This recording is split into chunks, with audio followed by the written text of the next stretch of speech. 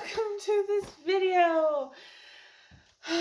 It's been a long time coming, and for this video I had to take a few days. Now, normally I will record a video almost immediately after, like hours after finishing a book. Not this time. And by the title of the video, you know I am talking about Night of the Dragon by Julie Kagawa, which is the third and final book in the Shadow of the Fox trilogy. Goodbye, cruel world.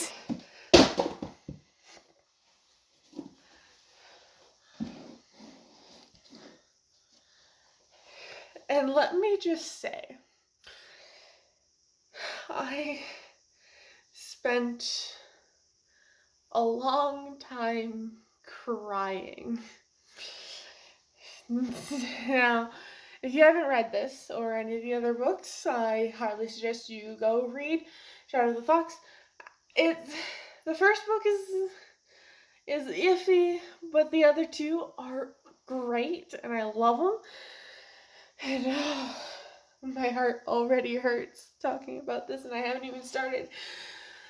So, yes, I had to take a few days break, and that is because of all the death and the feels. And let's just put it this way, at a certain point, I stopped reading for 4 hours, and I continued to cry while reading so I could finish the book. I almost didn't finish this book because of the emotions, but I did it, and I'm so glad. And oh my god, it's been so long since I have cried so much from a book.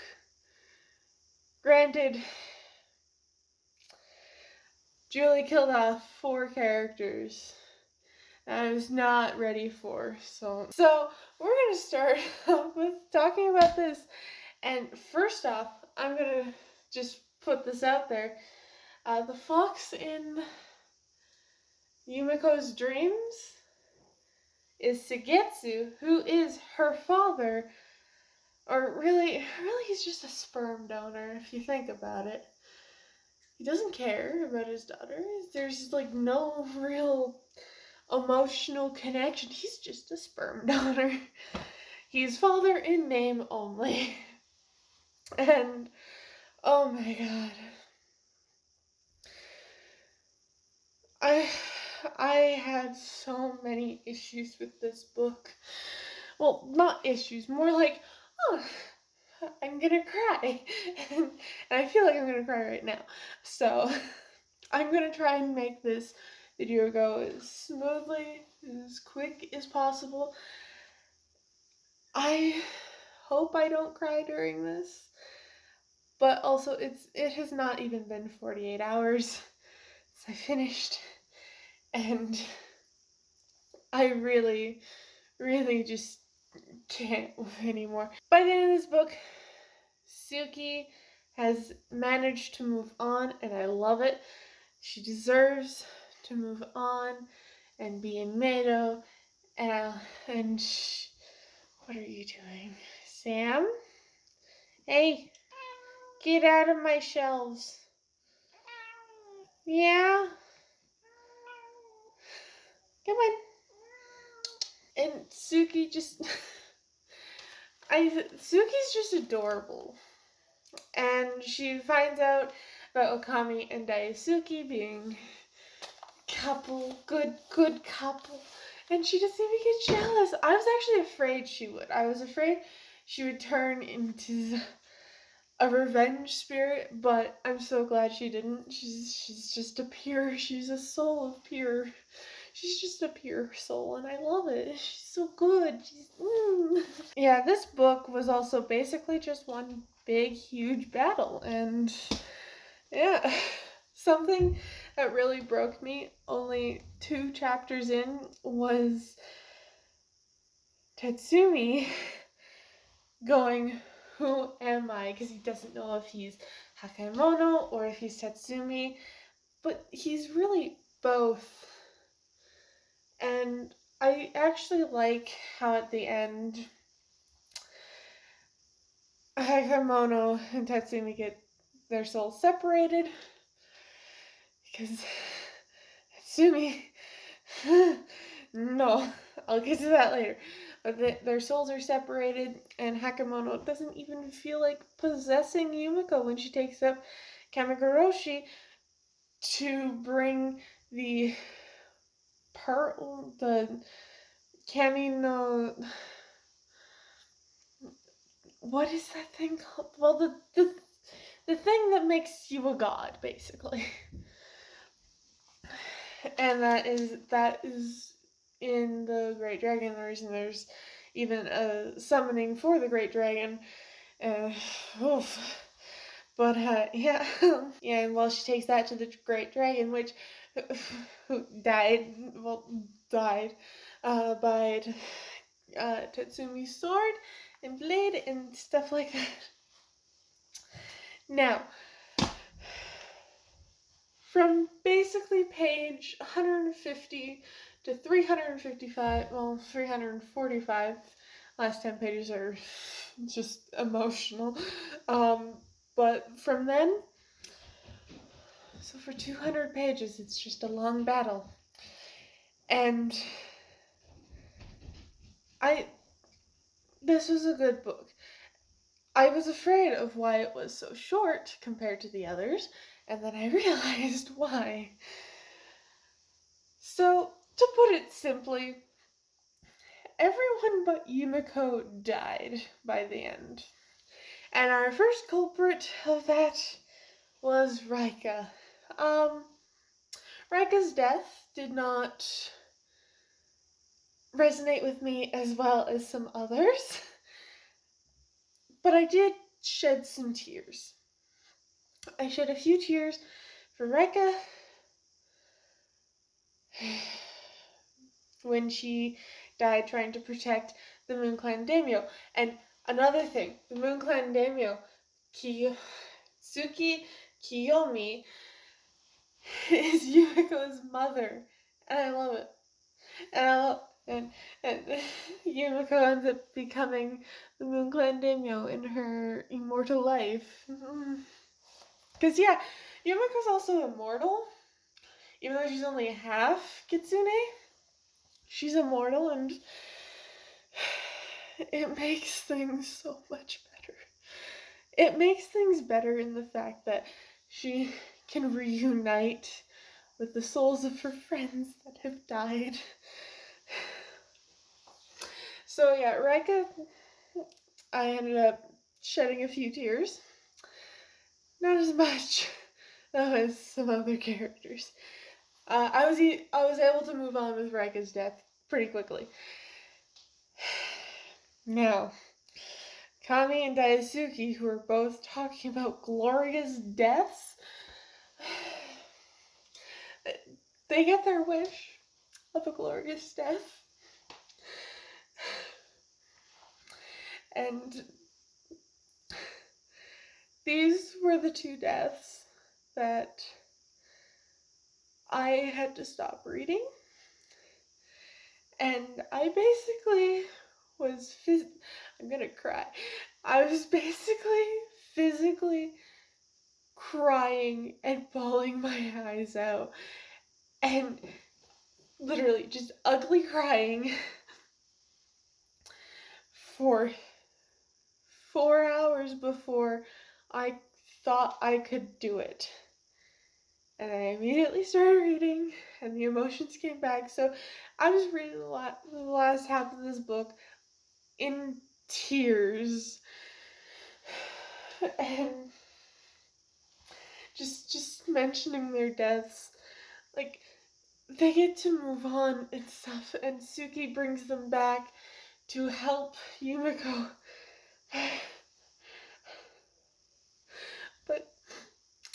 I loved them so much. The character dynamic with Okami and Daisuke was great. And I guess that the whole problem with them being gay is thwarted. There's it's not a problem because they're dead.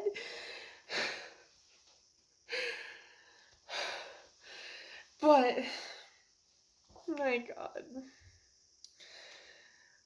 I wish they hadn't died. I wish so much.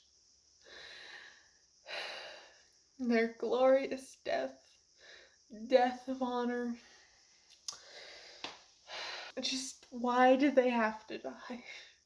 Why did they have to fight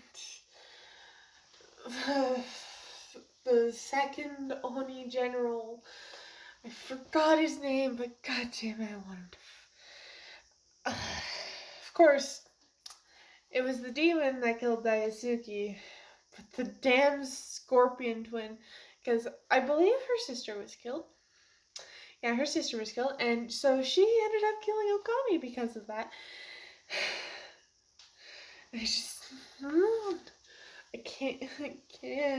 Another thing, before we get to the most painful death, is Taka, our little one-eyed yokai who's like so helpful and just wanted to help Sugetsu, fucking dead. We don't get to see his death. No, he's just dead. He's dead in the carriage when Yumiko has to use the carriage to get up to the Great Dragon so Tatsumi can kill it. Another thing about this book is, Jenna, the Master of Demons, he was just a fucking pawn. He was a pawn in Sugetsu's freaking game.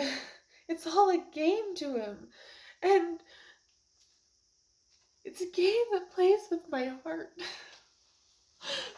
Now, let's talk about the death that really got me, which was Tatsumi's. So, in order to kill Sugetsu, who has become a fox god after taking the gem,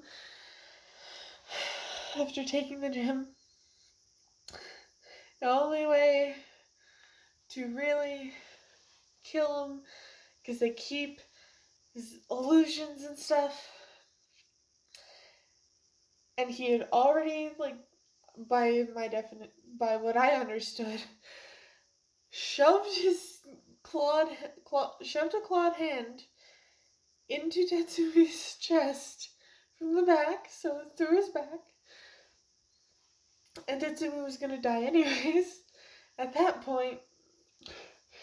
So he took Kenakoroshi and shoved it through into Sugetsu, and then he died. And when I say I was a mess, I was a mess. I could not stop crying. I couldn't see the pages anymore through my tears. My glasses were covered in tears, just overflowing. And I had to take another break. I think I'm probably gonna have to take a break from recording this. I'm gonna try and stick through this. So, Tatsumi dies and tells Yumiko she has to take the gem to the Great Dragon so he can be the god of the seas again. God of the Kami of the tides, stuff like that. And he tells Yumiko that death isn't the end. They will meet again, and I don't care if in this world death doesn't mean the end because you're always reborn, you're reincarnated, but that doesn't change the fact that they all died. It doesn't change it. Not a single bit of time does that change that. So, and Suki, bless her soul, ends up bringing them all to Yumiko's side as Hakamono, who is now in the sword again, without Tatsumi's soul, is not really possessing Yumiko, but lending him his strength, and know how to, like, fight good, well, and, and Tatsumi, Daisuke, Okami, and Reika's souls all help in getting Yumiko to the dragon. And the dragon is revived and then grants, because he was summoned by Geno, he grants Yumiko the wish because she brought him back. And Yumiko, pure-hearted Yumiko, who would not use the wish for selfish reasons, sent everything, because Slash in the World opened, so demons coming forth and everything. She sent everything back to Jigoku, and she thought about using it for selfish reasons, but then she couldn't. And then she had to say goodbye to everyone again, and I continued to cry. She said goodbye to Tatsumi, and he said he would find her again. I swear, I was a real mess. Right now I'm trying not to cry and it's not really working. And then comes everything. At the end of the book, we find out that for 3 years, Yumiko ended up learning about the Moon Clan and about everything involving that, and that she would one day take over the Moon Clan. She was named as Kayomi's heir, and then she traveled the world, helped the travelers, as well as searched for her friends. She never found it, and returned, then became the daimyo once her mother had passed. And 100 years after the battle, we find out that the cage daimyo's, one of the cage daimyo's grandsons, has dreams, visions and stuff, and pushed him to go to the Moon Clan's little ceremony with lanterns going down the river, and stuff like that. And then at the end, violet eyes, soul, recognizing soul.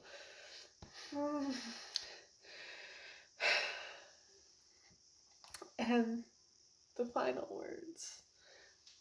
I finally found you.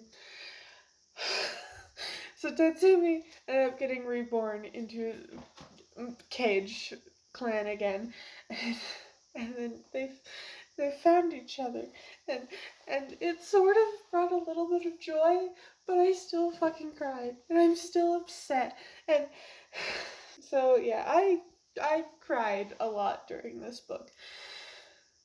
I've in fact delayed this review because of how much I cried, how much emotion is still there. But before I start Godstorm, I wanted to get this done. And I'm itching to start Godstorm.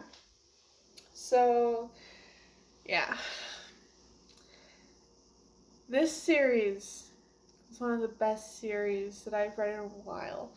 And just to put it in perspective, I have not cried a lot, like ugly cried like I was from a book since I read Heartless in 2017.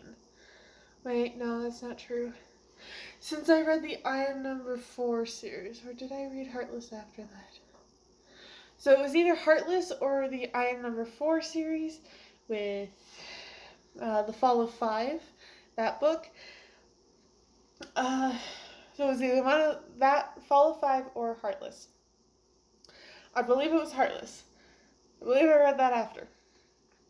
And I fucking bawled my eyes out. Like, and there was no stopping the waterfall. But yeah, I have not cried that much in 3 years. So it's a nice change, even though I am very emotional now whenever I think of any of the characters. This was certainly a journey, and I rather enjoyed it, even though it's gonna take me a while to mourn and heal. Granted, distracting myself with work is what's getting me through. So, here is my final conclusion. For a series in its entirety, this book series is an honest 5 out of 5 stars. It is amazing. The fact that it got me to freaking cry, waterfall tears, and also the fact that it's written in first person for most of it, though there is some third person with Suki. The fact that it's written in first person and it made me bawl my eyes out means it's really good at its job. And it's an amazing series. And if you have stuck through my videos and somehow have not read this series and you just decide to spoil yourself, I still think you should give this a try. It's an amazing series. And honestly, I love it. I might pick up some more of Julie's works, but I got enough books right now. Never thought I'd say that. But yeah, I've got enough books that I need to read now. So when I get bored of the ones I have, then we'll maybe look